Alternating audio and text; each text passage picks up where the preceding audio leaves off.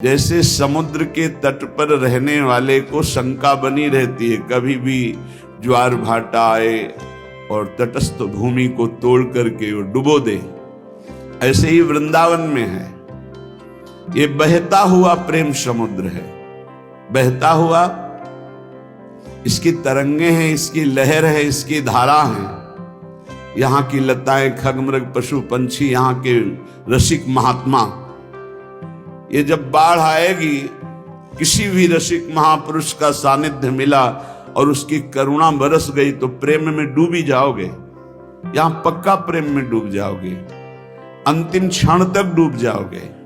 अगर अभी कुछ नहीं बन पा रहा और आप धाम के आमरण व्रतधारी हैं कि मेरा शरीर छूटे तो वृंदावन में छूटे, तो अंतिम समय तक किसी न किसी सखी की नजर पड़ेगी और आपको प्रियालाल के प्रेम में डुबो देगी, क्योंकि करुणा का मूर्तिमान स्वरूप सहचर्या है।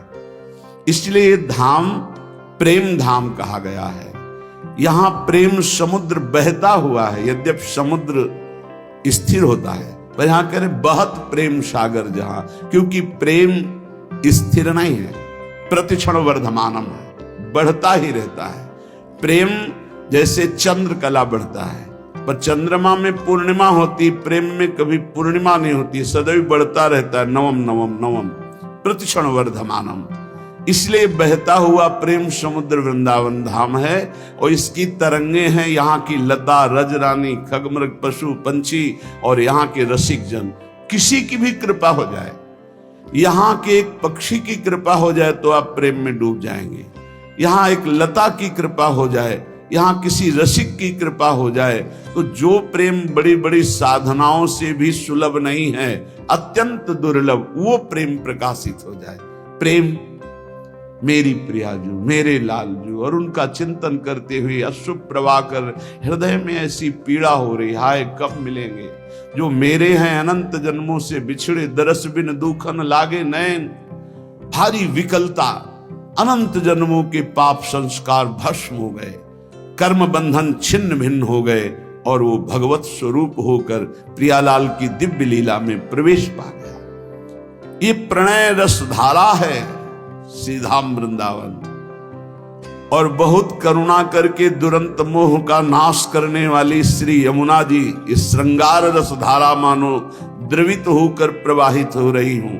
बहुत करुणा है यमुना रस रानी की, जिस पर यमुना जी प्रसन्न होती हैं, दुरंत मोह का नाश करके इसी जन्म में राधा वल्लभ लाल की उत्तम प्रेम लक्षणा भक्ति और सहचरी भाव प्रदान कर देती। यही व राधिका पते पदाब्ज भक्ति मुत्तमा मवाप्यशा ध्रुवम भवेत परत्र तत्प्रियानुगा।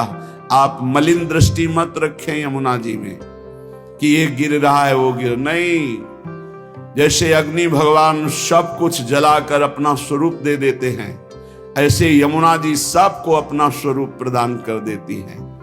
परम पावन यमुना जी को कभी कोई अपवित्र कर ही नहीं सकता, किसी की सामर्थ्य नहीं है। यमुना जी साक्षात करुणा बपू हैं, हमारी लाडली जी की प्रिय सहचरी हैं, और मोह का नाश होना बड़ा कठिन है, सो यमुना जी नाश कर देती है। जिसने यमुना जी का दर्शन किया, यमुना जी का आचमन किया, यमुना जी का अवगाहन किया, वो कभी यमपुरी नहीं जा सकता पक्का।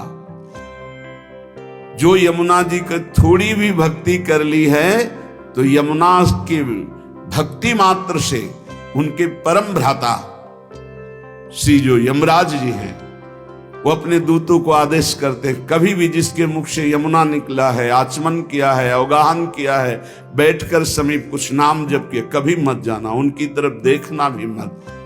ऐसी यमुना जी जहां प्रवाहित हो रही परेश वर्ण रूपिणी भगवान श्री कृष्ण की श्री अंग की जैसी कांति, ऐसे झलमल झलमल श्याम वर्ण यमुना, बड़ी दिव्य है यमुना जी। अपनी तो नेत्र प्राकृतिक हैं, इसलिए देख नहीं पा रहे। जब त्रिगुणातीत कृपा होगी श्री जी की और त्रिगुणातीत वृत्ति जागृत होगी, तब आप इन यमुना जी को देखेंगे। बड़ी दिव्य है, जिनमें स्वर्ण कमल, नील कमल, पीत कमल, अरुण वर्ण के कमल, विविध प्रकार के कमल खिले हुए हैं, भौरे गुंजार कर रहे हैं। समीप में ही कुंज में अद्भुत अद्भुत लताएं फूली हुई झूम रही हैं और कपोत शुक शारिका पिक मयूर कालंकृतम।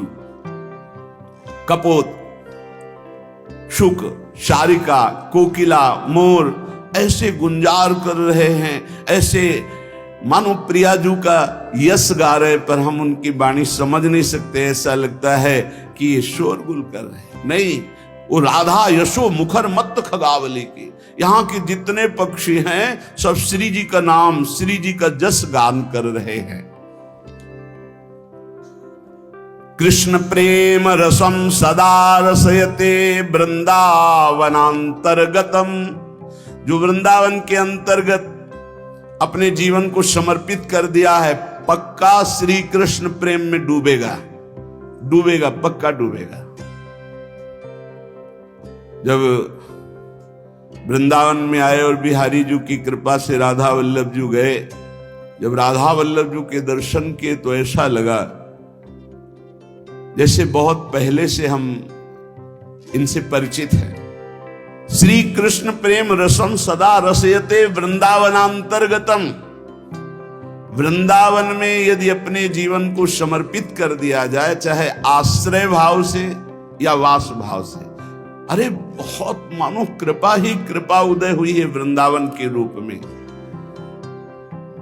आप लोग बाहरी दृष्टि से देखेंगे तो आपको दोष दर्शन भी दिखाई दे सकता है, लेकिन आपसे सत्य कहते हैं, कभी कभी एकांत में जब वृंदावन की कृपा उदय होती तो सिर्फ रोना आता है कि कोई ऐसे सद्गुण नहीं, कोई ऐसी बात नहीं जिससे हमारी प्रियाजू ने हमें रीच कर वृंदावन का अखंड वास दे दिया।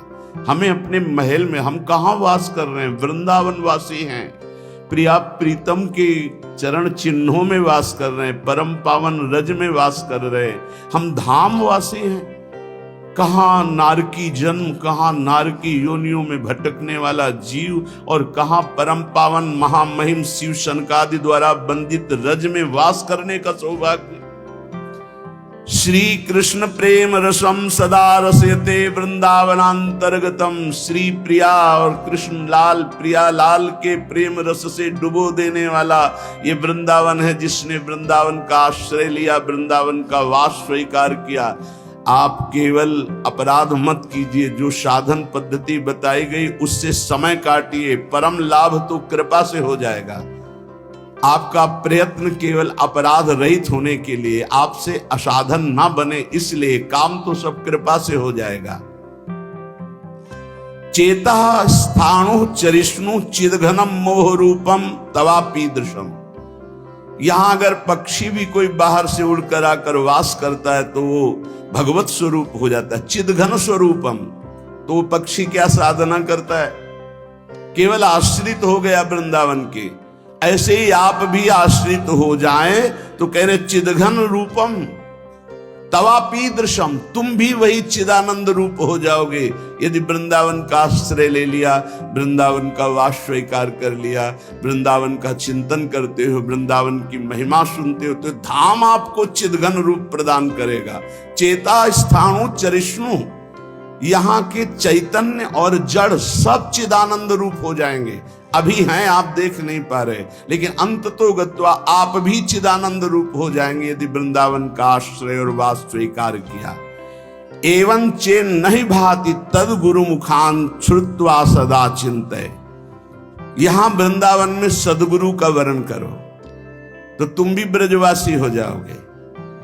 दीक्षा में नया जन्म माना जाता है। एक होता है बिंदु से जन्म लेना, जो पिता और माता के संयोग से, और एक होता है नाद से जन्म होना, जो गुरुदेव मंत्र नाद हमारे कान में करते हैं, उससे हमारा नया जन्म होता है। और ये नया जन्म ब्रजवासी माना जाएगा, वृंदावन वासी माना जाएगा।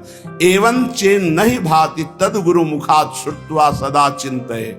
श्री सदगुरुदेव का वर्ण करके, श्री सदगुरुदेव के मुख से जो तुम्हें साधन मिला है, नाम मिला है, उपासना मिली है, तो कह रहे सदा चिंतये, उसी का सदा चिंतन करो। गुरुमुख से निकले हुए नाम और मंत्र की बड़ी अपार महिमा है।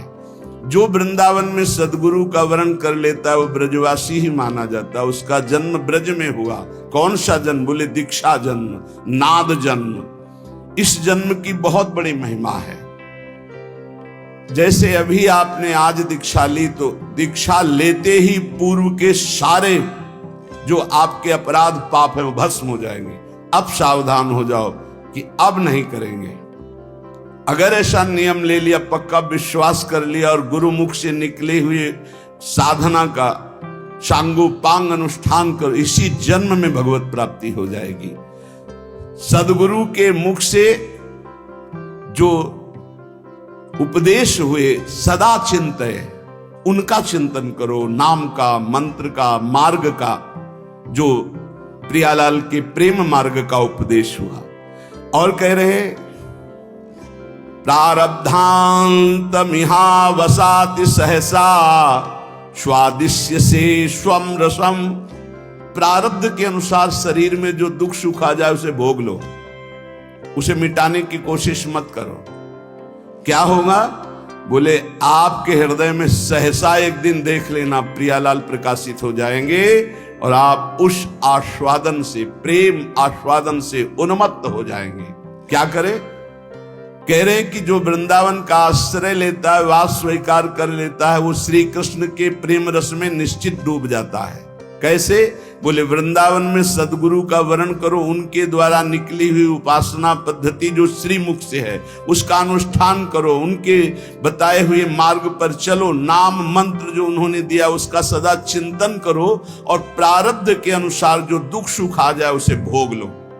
यहां ये नहीं कह रहे कि उसे मिटाने की चेष्टा करो, उसे भोग लो तो क्या होगा? तुम भगवत प्राप्त हो जाओगे। ये सिद्धांत है। इसीलिए संत महात्मा बड़े बड़े आप देखो जो दिव्य हुए, उन्होंने अपने प्रारब्ध को नहीं मिटाया, दूसरों के प्रारब्ध को स्वयं लेकर भोग लिया।